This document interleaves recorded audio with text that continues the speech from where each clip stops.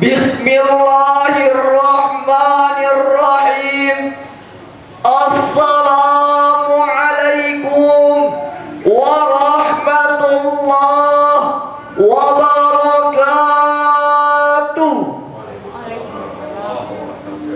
Alhamdulillahilladzi arsala rasulahu bil huda wa dinil haqq liyudhhirahu 'alad dini kullih wa kafa billahi syahida. Asyhadu an la ilaha illallah wahdahu la syarika lahu dzul jalali wal ikram wa asyhadu anna Muhammadan 'abduhu wa rasuluh. Allahumma shalli 'ala Muhammad wa 'ala ali Muhammad. Amma ba'd.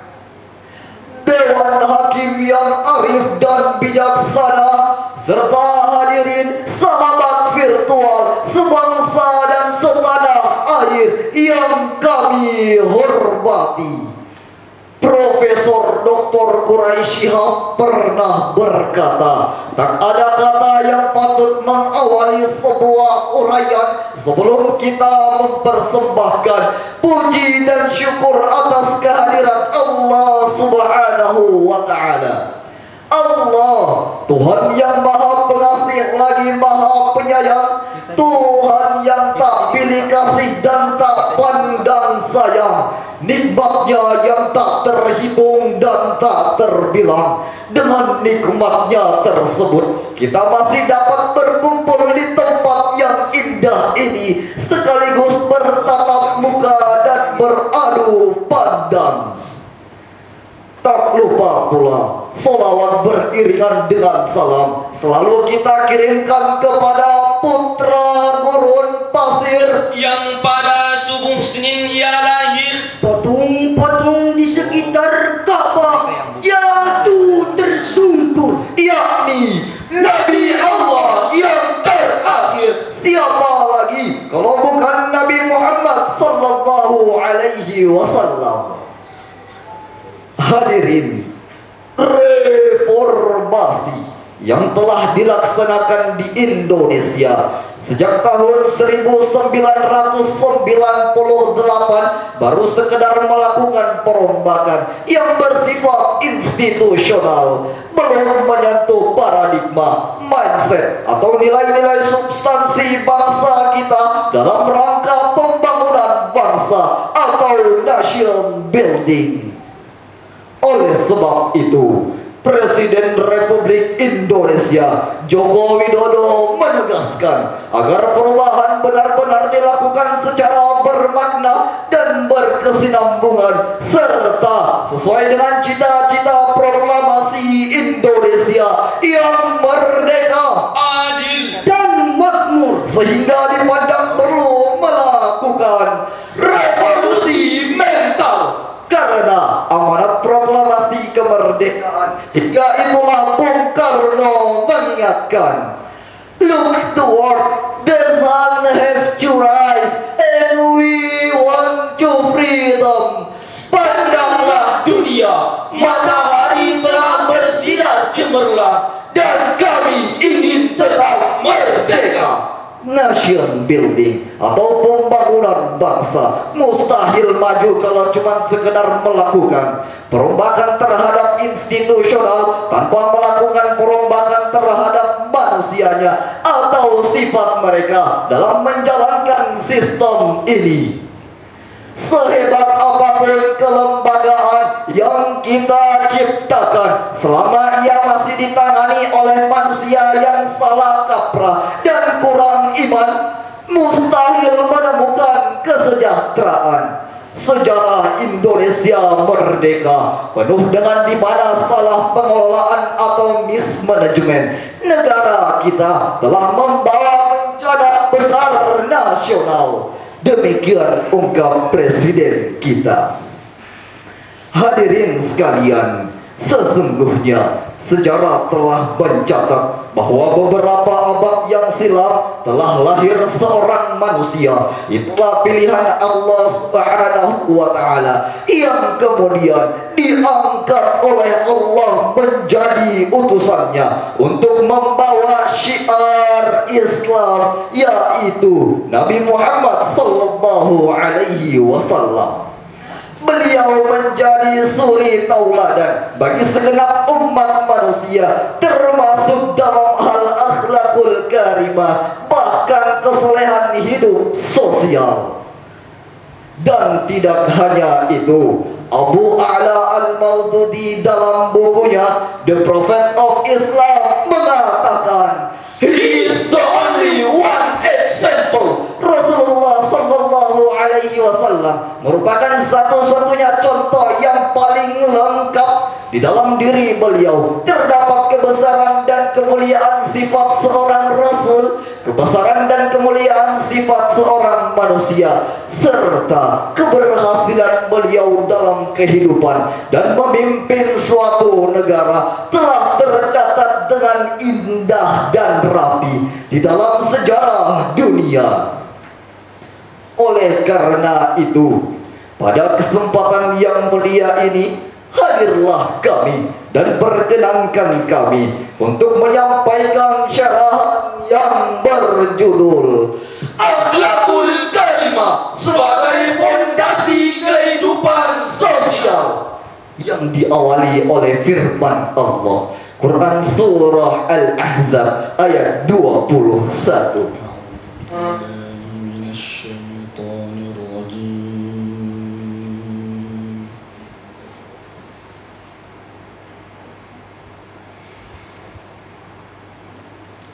Bismillahirrahmanirrahim.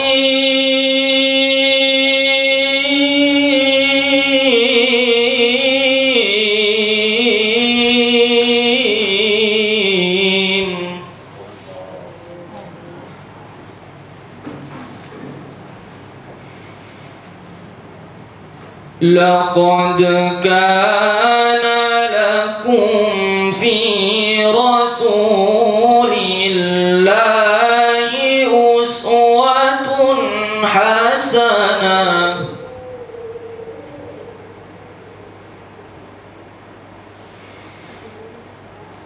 Uswatun hasanatun liman kana yarjullaha wal yawmal akhir.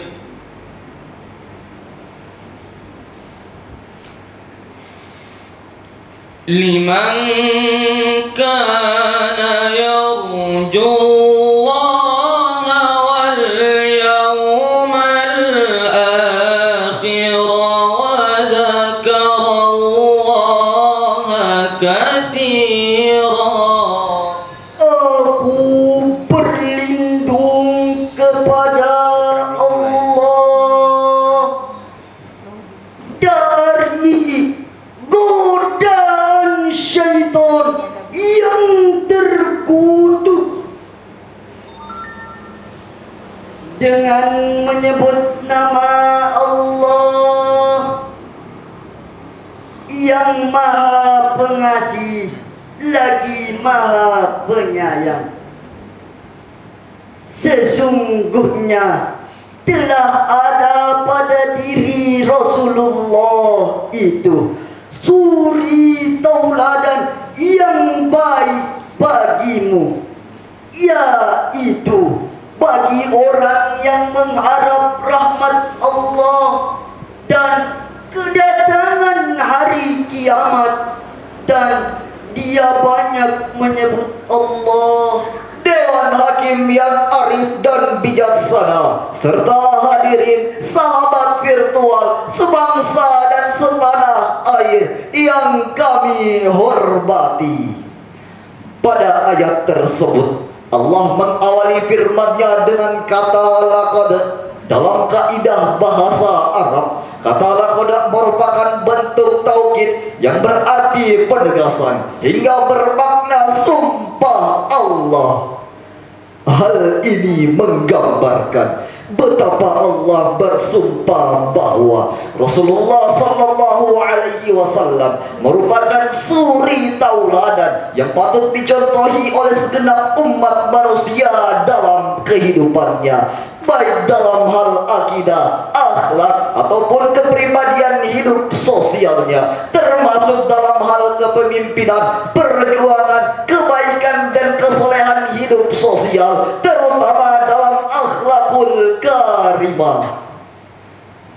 Dalam hal memperjuangkan akidah Islam, Rasulullah sallallahu alaihi wasallam memberikan kita keteladanan yang baik agar kita dapat memiliki keyakinan yang murni dan utuh, yaitu mempercayai keesaan Allah Subhanahu wa taala. Kita mesti beribadah dan menyembah semata-mata hanya karena Allah Subhanahu wa taala. Hadirin, saat ini memang banyak model kemusyrikan yang kita temukan. Memang orang tidak lagi mengagung-agungkan patung Lata, tapi tidak sedikit yang mengagungkan harta. Memang orang tidak lagi memuja patung Uzza, tapi tidak sedikit yang memuja tahta. Memang orang tidak lagi menyembah patung Manata, tapi bertaburan orang-orang di luar sana memuja wanita. Jika harta, tahta dan wanita telah menjadi tujuan, maka orang akan melupakan akidah Islam dan menghalalkan segala cara untuk mencapai tujuannya. Oleh sebab itu, Nabi sallallahu alaihi wasallam bersabda, "Innama bu'ittu liutammima makarimal akhlaq." Sesungguhnya aku Muhammad diutus oleh Allah untuk menyempurnakan akhlak yang mulia. Berbagai sifat dan keteladanan yang dimiliki Nabi Muhammad sallallahu alaihi wasallam yang sudah semestinya dimiliki dan diwujudkan dengan baik oleh umatnya. Yang pertama, as-siddiq, yang berarti jujur atau selalu berkata benar. Yang kedua, amanah, yang berarti terpercaya atau dapat memegang tanggung jawab. Dan yang ketiga, at-tabliq, menyampaikan kebenaran. Serta yang keempat, fadala, yang berarti cerdas karena ketekunan. Hadirin sekalian, implementasi keteladanan yang dicontohkan Rasulullah sallallahu alaihi wasallam sungguh merupakan nilai-nilai kesolehan hidup sosial, terutama dalam akhlakul karimah yang sudah sepatutnya dimiliki dan diwujudkan dengan baik. Implementasi keteladanan itu sesungguhnya juga sebagai bentuk pengabdian manusia sebagai hamba terhadap Allah Subhanahu wa ta'ala. Bukankah tujuan Allah menciptakan kita hanya untuk menyembah dan beribadah semata-mata hanya kepadanya? Sebagaimana yang telah ditegaskan oleh Allah melalui firman-Nya Quran surah Az-Zariyat ayat 56. wa ma khalaqatul jinna wal insa illa liya'budun. Dan tidaklah aku menciptakan jin dan manusia melainkan untuk mengabdikan diri mereka kepadaku. Said Hawa dalam kitabnya Tazkiyatun Nafs, intisari dari kitab Ihya Ulumuddin karya Imam Al-Ghazali, mengungkapkan ada beberapa hal yang mutlak menjadi pengamalan, penghayatan sekaligus pengamalan bagi setiap hamba guna untuk menjunjung tinggi dan menjaga integritas pengabdian. Yang pertama, mu'ahadah. Setiap hamba telah terikat kontrak atau perjanjian oleh Allah melalui sumpahnya pada saat dalam kandungan ibunya. Selanjutnya, muraqabah. Setiap hamba harus selalu yakin bahwa ia selalu diawasi oleh Allah. Yakin bahwa Allah Maha melihat, Allah Maha mendengar, Allah Maha mengetahui apa yang kita kerjakan. Selanjutnya, mujahadah, artinya bersungguh-sungguh. Maksudnya, setiap hamba harus selalu bersungguh-sungguh dalam melaksanakan apa yang diperintahkan oleh Allah dan berusaha semaksimal mungkin untuk menjauhi segala larangannya. Yang terakhir, muhasabah atau evaluasi diri sendiri patut selalu dilakukan oleh setiap hamba, sebagaimana yang telah diingatkan oleh Allah melalui firman-Nya Quran surah Al-Hasyr ayat 18. Ya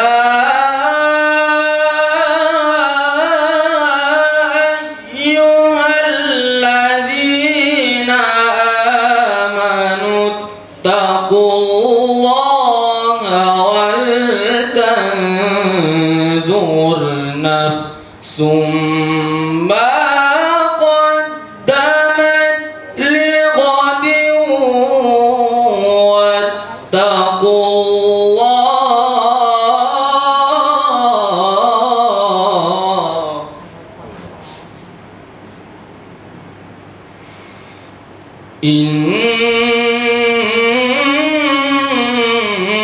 Innallaha khabirum bima ta'malun.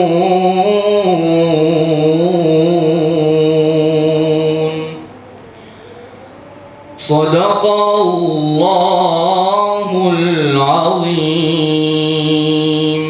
Hai orang-orang yang beriman, bertakwalah kepada Allah dan hendaklah setiap diri memperhatikan apa yang telah diperbuatnya untuk hari akhir, dan bertakwalah kepada Allah, sesungguhnya Allah Maha mengetahui apa yang kamu kerjakan.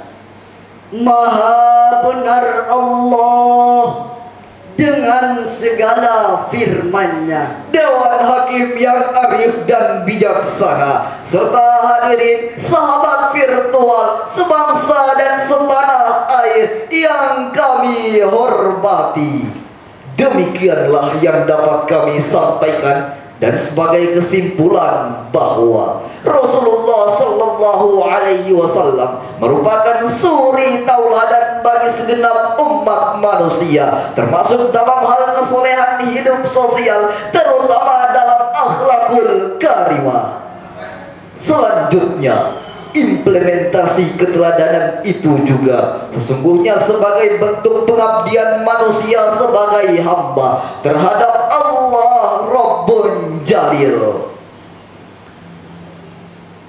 Akhirnya, mudah-mudahan keteladanan Rasulullah Sallallahu Alaihi Wasallam dapat kita implementasikan dalam kehidupan kita sehari-hari guna untuk mewujudkan negeri Indonesia baldatun thayyibatun wa rabbun ghafur. Amin amin ya rabbal alamin. Sulawesi Tenggara, bumi Anoa, Indonesia Zamrud Katulistiwa. jika semua hamba beribadah, daerah dan negara jadi berkah. Billahi taufiq wal hidayah. Wassalamu alaikum warahmatullahi wabarakatuh. Waalaikumsalam warahmatullahi wabarakatuh.